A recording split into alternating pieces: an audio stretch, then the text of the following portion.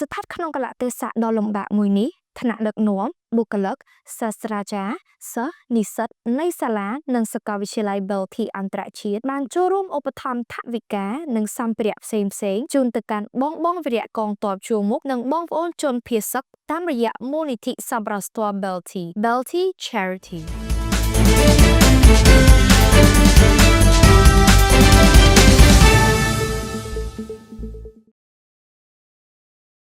ក្នុងខណៈពេលនេះដែរកំណើនប្រជាជនភៀសសឹកកាន់តែកើនឡើងដោយប្រទេសថៃរំលោភបំពានលើបទឈប់បាញ់និងបន្តវាយប្រហារលើប្រទេសកម្ពុជាថ្នាក់ដឹកនាំបុគ្គលិកសាស្ត្រាចារ្យសិស្សនិស្សិតនៃសាលានិងសាកលវិទ្យាល័យ Belty អន្តរជាតិព្រមទាំងអាណាព្យាបាលសាធារណជនបានចូលរួមឧបត្ថម្ភថវិកានិងសម្ភារៈផ្សេងៗចូលរួមមូលនិធិសប្បុរសធម៌ Belty ដើម្បីចូលរួមជាមួយរាជរដ្ឋាភិបាលនិងក្នុងបុព្វហេតុមនុស្សធម៌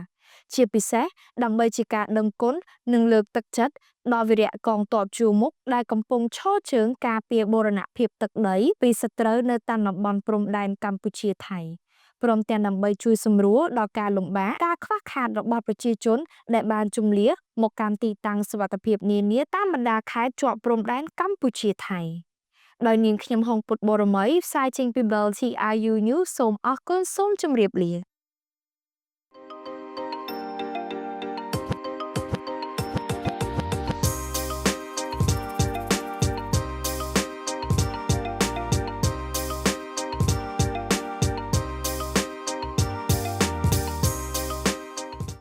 Belty International University, the future of global leaders.